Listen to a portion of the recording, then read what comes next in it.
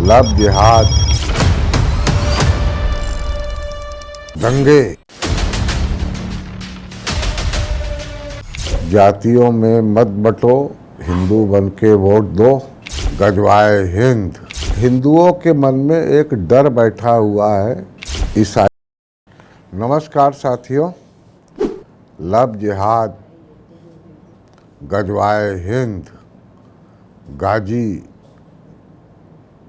दंगे, ये सब इतने ज़्यादा प्रोमिनेंट हो गए हैं, इतने ज़्यादा टॉकिंग अबाउट चैप्टर हैं ये। ख़ास तौर से 2014 के बाद जब राजनीति का केंद्र बिंदु हिंदू मुसलमान हो गया है, जातियों में मत बंटो, हिंदू बन के वोट दो, मुस्लिम वोट बैंक का तुष्टीकरण करो, मुसलमान थोक में आपको वोट देंगे। इस तरह की तमाम राजनीतिक पंडित अपनी अपनी थीरीज लगाते रहते हैं।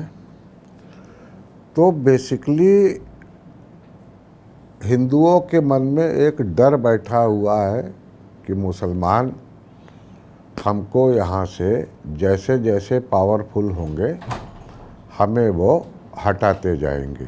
हिंदू को नहीं रखेगा, देश से भगा देगा हिंदू को, बांग्लादेश बनाएगा। बांग्लादेश बनेगा ऐसा वो कह रहे हैं। हाँ। यहाँ का जो नजदीकी थाना है शमशेरगंज, हम लोग फ्राइडे को 10 बार कॉल की, कोई भी पुलिस नहीं है। हमें वो रिप्लेस करते जाएंगे। उसी तरह से और हो भी रहा है, कोई ऐसा नहीं है कि एकदम से ये असत्य धारणा है, ऐसा हो रहा है और ऐसा लगातार हो रहा है। लेकिन एक बहुत साइलेंट सा मूवमेंट चल रहा है, चुपचाप।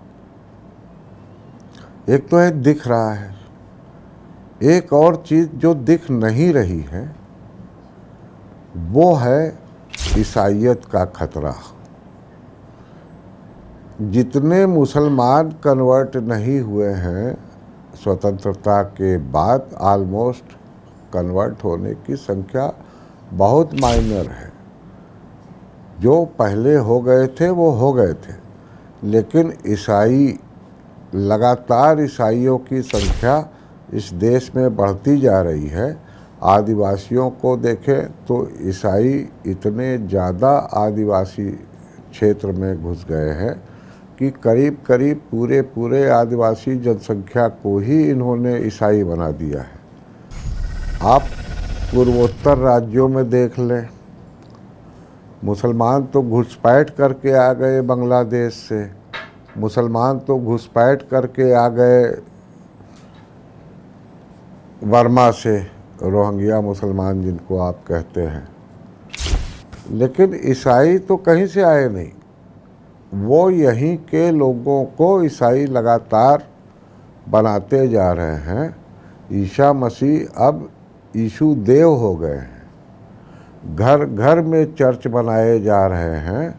घर घर में चर्च बनाने का जो है तरीका ये है कि अगर आप चर्च नहीं बना पा रहे हैं किसी कम्युनिटी में, किसी शहर में, किसी गांव में, तो हर हाउस को जो है आप चर्च में कन्वर्ट कर रहे हैं। ईसा मसीह की मूर्तियां लगा रहे हैं और जो एक कहते हैं कि चंगई का कार्यक्रम चलाते हैं। आपके पास कोई बीमारी हो, कुछ हो, उसका इलाज जो है यीशु के ही पास है। यीशु तो जिंदा कर सकते हैं और किसी गार्ड में वो शक्ति है नहीं। साउथ में आप केरल में देखो, हिंदू और मुसलमानों के बाद ईसाई प्रोमिनेंट संख्या में है। इसके अलावा ये जो अभी विजय जोसेफ जीते हैं चुनाव, आप क्या सोचते हो? किसी षड्यंत्र का हिस्सा विजय नहीं है? जी बिल्कुल है, षड्यंत्र का हिस्सा है।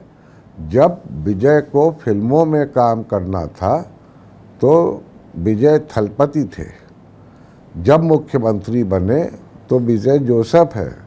ऐसा नहीं कि तमिलनाडु में क्रिश्चियंस की जनसंख्या इतनी ज़्यादा है कि वो अपने नाम के आगे क्रिश्चियन लगाएंगे तो उनको फ़ायदा मिलेगा।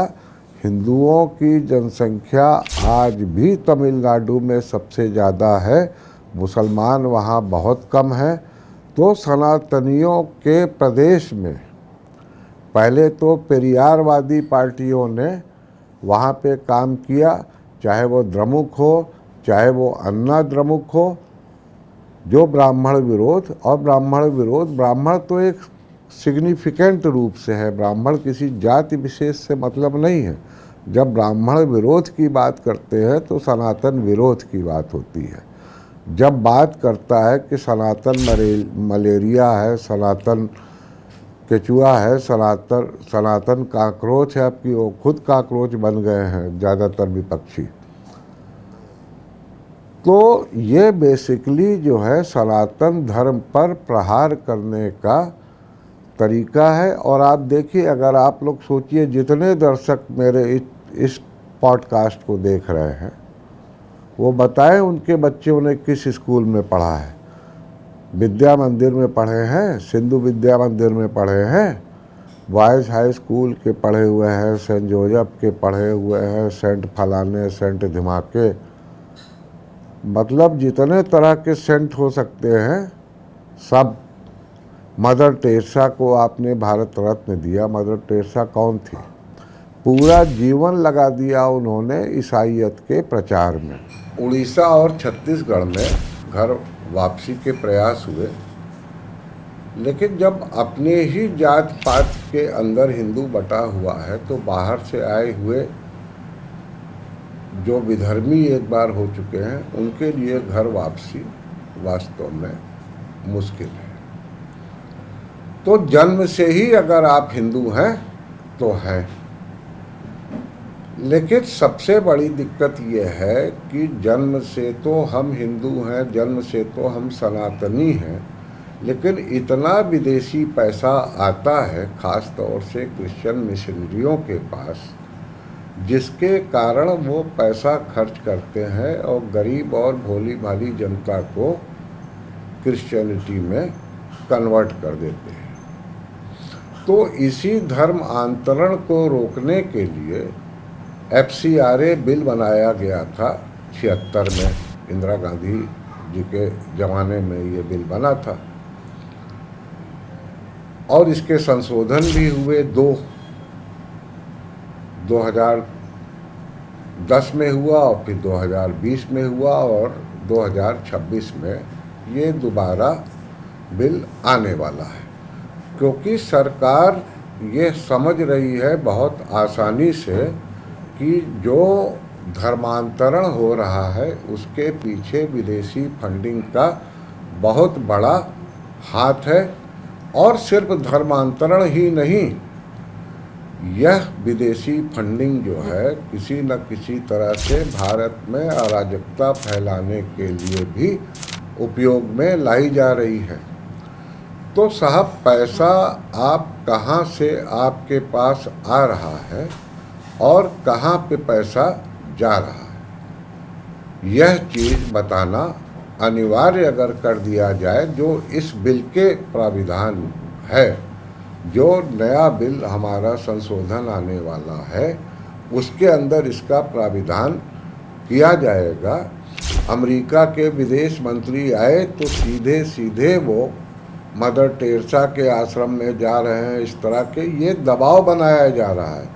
और बहुत संभव है कि ये काकरोच पार्टी उसी दबाव के कारण जो है पैदा की गई है, दबाव के कारण ही एकाएक वो आई है और एकाएक छाई है, ताकि FCRA कानून को भी रोका जा सके, सरकार के ऊपर दबाव बनाया जा सके कि विदेशी फंडिंग को जैसे है वैसे आने दीजिए, देश विरोधी गतिविधियों में उसका उपयोग होने दीजिए।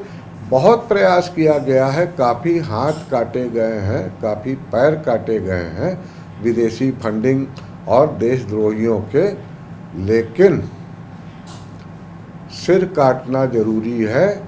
और सिर काटने के लिए भी चाहे आप जितना प्रयास करेंगे, जब तक आप नाभि में तीर नहीं मारेंगे तो रावण मरेगा नहीं।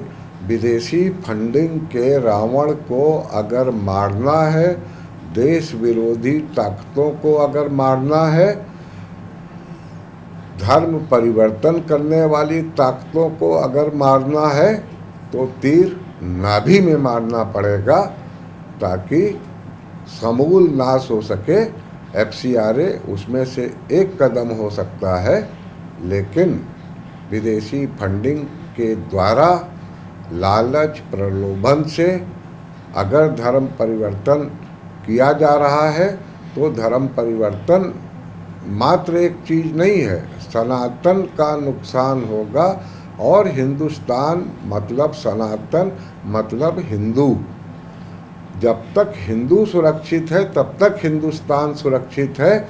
हिंदू जिस दिन सुरक्षित नहीं रहेगा, हिंदुस्तान सुरक्षित नहीं रहेगा। ये उदाहरण कहीं किताब में दिखाने वाली बात नहीं है, ये तो लिखा हुआ है बड़े बड़े अक्षरों में कि अगर हिंदुस्तान सुरक्षित है तो हिंदुओं के कारण, तो हिंदुओं की रक्षा, हिंदुओं का धर्मांतरण रोकना और हिंदुओं के मान प्रतिष्ठा, उनकी देवी देवताओं की मान प्रतिष्ठा बनाए रखना बहुत आवश्यक है। उनके बारे में दुष्प्रचार रोकना बहुत ज़रूरी है।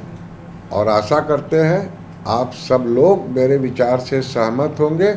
अगर आप सहमत हैं तो आप कमेंट करके, लाइक करके, शेयर करके हमें बताएं। नमस्कार सर।